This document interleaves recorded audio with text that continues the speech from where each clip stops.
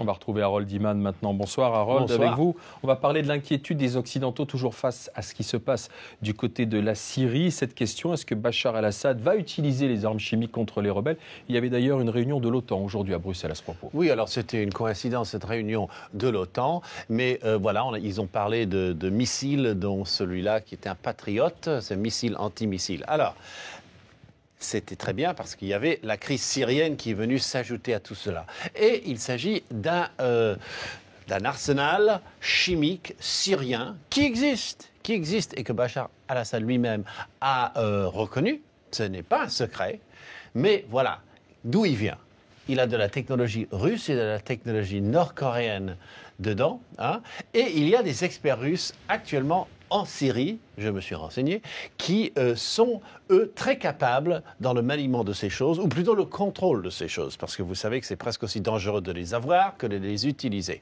Et il y a beaucoup de procédures très lourdes pour les utiliser, et voici qu'on vient de les regrouper à Damas. Et cela fait quelques mois déjà qu'on est en train de bouger ces éléments chimiques dans le pays, et maintenant on les a regroupés à Damas, où il y a encore pas mal le contrôle gouvernemental est suffisamment fort. D'accord.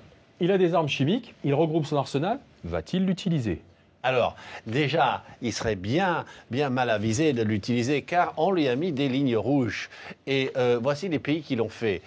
Hier, c'était Obama. Israël a toujours fait savoir si le moindre élément chimique venait lui toucher son territoire, ce serait la fin de Damas.